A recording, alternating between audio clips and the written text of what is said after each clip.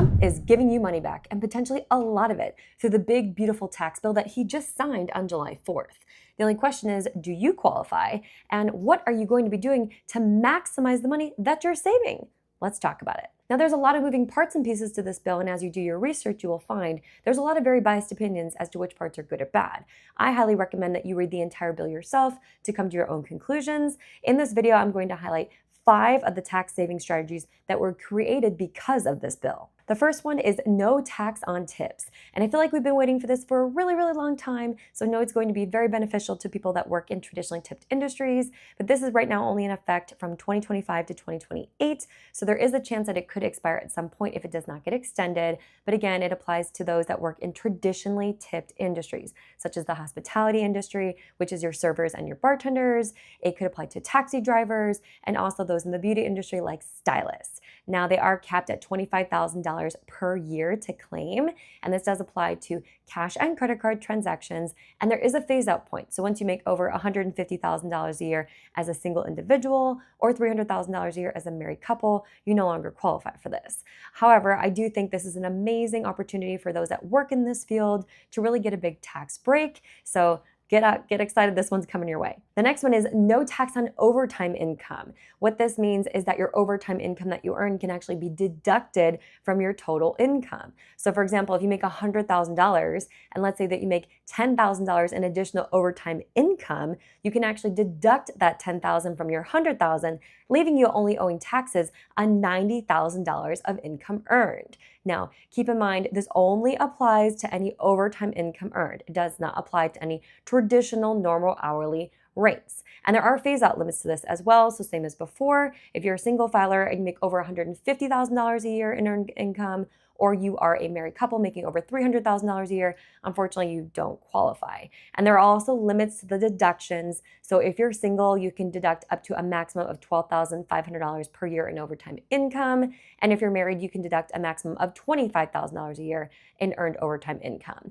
So either way, still potentially a really great opportunity to get some serious tax savings. The next one is the $40,000 SALT cap increase, and SALT stands for state and local tax deductions. So previously to the 2017 TCJA Act, if you had state and local tax deductions, you could deduct whatever amount you had in total against your federal taxes. Now, for example, if you had $20,000 in state taxes, maybe you owed another $10,000 in property taxes, you could deduct a total of $30,000 against your federal taxes. But after the TCJA Act went into effect in 2018, the government imposed a cap of just $10,000 a year, which is a pretty low amount, especially if you live in a high income tax state like California or New York. Well, according to the big, beautiful tax bill that was just signed by Trump, that cap has now been increased to $40,000 a year, which again is amazing if you live in some of these higher tax states. Now, keep in mind, there is a phase out to this. If you make over $500,000 or more per year, well, then this is going to get adjusted for inflation and you potentially may not qualify. But again, potentially a really great opportunity for people to really save some significant money on their taxes just due to something simple like this alone. The next one we have is car loan interest deductions, and this is only in effect as well from 2025 to 2028. So there is a chance that this could go away if it's not renewed. So I'd probably jump on this while it exists. But basically, previously, only business owners really could deduct the interest charged on business vehicles.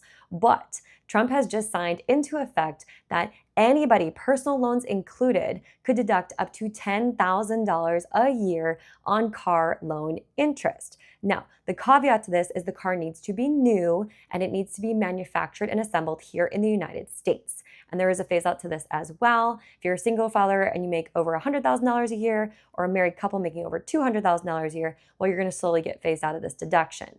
But either way, potentially a really great opportunity for you to save some serious money on taxes. And if you're thinking about buying a car for cash this year, maybe think twice. And the last one we're going to cover is the mortgage interest deduction, because Trump just extended this. You are able to deduct the interest paid up to the first $750,000 of your mortgage. So, for example, if you have a $1 million mortgage and you're paying 6% interest on that, you can deduct up to $45,000 on your taxes because that is 6% of $750,000. Again, this only really applies to homeowners, but for those looking to get into home ownership, this might be an even more encouraging way to do it because the tax deduction is going to stay in effect. Now, my question to you is, what are you going to be doing with all of this additional savings that you're going to be receiving over the next 3 to 4 years? I would really recommend that you look at this increased savings not as an increase in your income where you can go out and spend, but as additional money coming in that you can filter into different types of accounts so you can save and build wealth. The first thing I would consider doing is boosting your emergency fund. So if you don't already have a high yield savings account, I would get on Google and Google high yield savings account, and a lot of options will pop up where they're paying you higher interest. 3, 4, sometimes up to 4.5% interest on your savings. The second thing I would recommend doing is boosting your retirement savings. So whether you're saving into traditional vehicles like 401ks or IRAs, or non-traditional vehicles like cash value life insurance, like I educate on this channel, boost it, right? Save more if you're able to. The third thing I would take a look at is saving for your kids' college education if you have kids. This is a great opportunity to reallocate some of that extra cash to give your kids a kickstart on life. And the fourth thing I would do is just start doing some research around investing as a whole into accounts where your money is liquid and accessible to you in case you need it. Now, if you're a saver, not a spender, I have linked 2 videos here that will give you ideas on what to do with this extra savings you have coming in. Make sure to comment below what you plan to do with your extra savings. Share this video with anyone else you know that could benefit from this information, and make sure you subscribe so you don't miss another video showing you how to get some tax deductions. I'll catch you back here next week on YouTube.